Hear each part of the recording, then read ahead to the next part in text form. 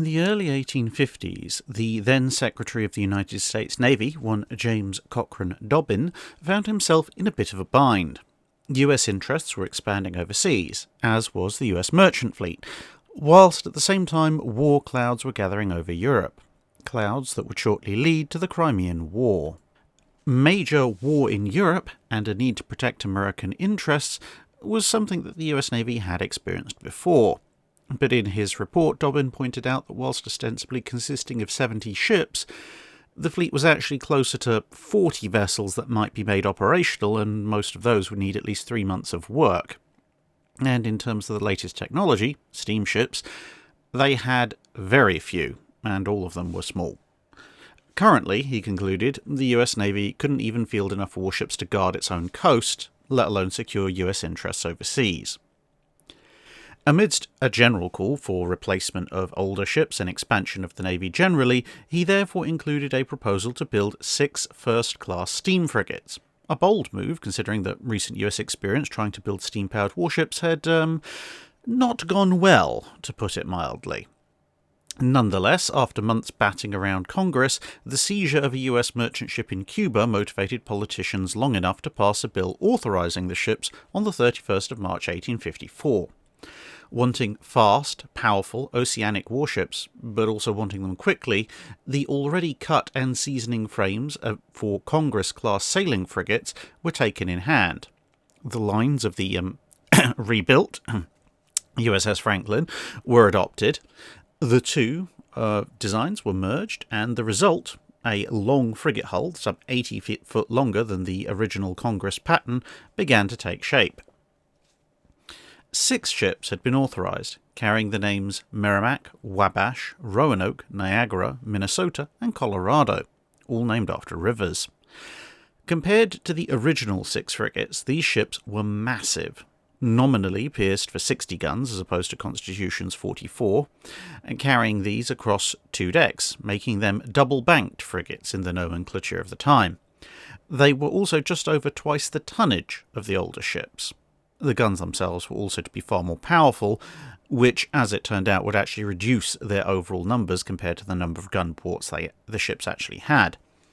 Consisting, at first launch, of 14 8-inch guns, 24 9-inch guns, and 2 10-inch guns, all Dahlgren smoothbore shell guns, although exact details of armament would vary on a per-ship basis.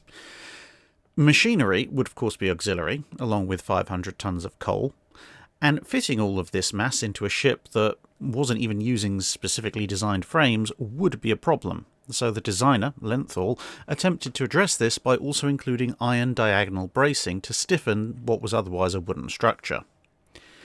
In order to spread the risk due to earlier failures of propulsion plants, and also because speed was of the essence when it came to getting the ships constructed, each vessel was equipped with different machinery, ranging from just over 850 indicated horsepower to just under 1,000 indicated horsepower, with the outlier being the Niagara, which had been handed over to a different designer, Steers, and went off in an entirely different direction, emerging as less a frigate and more of a gigantic corvette, with nearly 2,000 indicated horsepower, and effectively being a separate class, thus exiting the video at this point.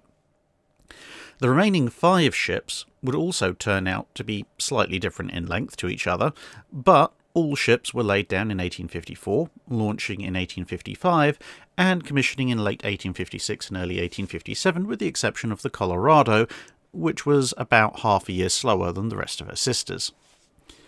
Upon commission, the huge ships were looked upon the world over as very impressive. Their size and immense firepower were certainly factors to be reckoned with, but sea trials revealed a few too many compromises had been made in the interests of construction speed and firepower. The draft was a little bit too deep, the long hulls flexed and worked their seams despite the iron bracings, and the engines were something of a letdown. Against a planned 9 knots under steam and more under sail or both combined, Merrimack barely cleared 6 knots under steam. The others, with somewhat more powerful machinery than Merrimack, got a little bit closer to the planned speed, but their engines would also prove generally somewhat unreliable. It was thus that Merrimack found herself in Norfolk Navy Yard in 1861 for engine refit when Virginia seceded from the Union. Whilst her engineers worked desperately to get the engines lit off and up to pressure, by the time they'd managed to do this, the river was blocked and the ship was instead burnt to prevent capture. Burnt down to the waterline, the underwater part of the hull would be salvaged and used in the construction of the ironclad CSS Virginia of Battle of Hampton Roads fame. The other vessels would survive a little bit longer. Wabash captured 5 ships in the American Civil War and was decommissioned in 1875, serving as an accommodation ship until being sold for scrap in 1912. Minnesota would be present at the Battle of Hampton Roads and Fort Fisher. It took 22 ships and was taken out of service in 1868 before returning as a training ship in 1875, serving in this general guise until 1901. Colorado captured 2 ships and stayed in active service, mostly overseas, until 1876, being then used as an accommodation ship until 1885. Roanoke had the most varied career. She actually sank when she was launched, but once she'd been recovered and dried out, she would enter service, capturing 4 ships in the American Civil War, but unlike the others, in the immediate aftermath of the Battle of Hampton Roads, she was taken in hand for conversion into an ironclad. Equipped with 3 turrets carrying a mixture of guns, re-entering service properly in the spring of 1863, where she proved, like many conversion jobs, to roll quite badly in the open seas. Luckily, operating just off the coast for the rest of the war, she was decommissioned at the end of the conflict due to her lack of overseas utility, remaining in reserve until being scrapped in 1883. That's it for this video. Thanks for watching. If you have a comment or suggestion for a ship to review, let us know in the comments below. Don't forget to comment on the pinned post for dry dock questions.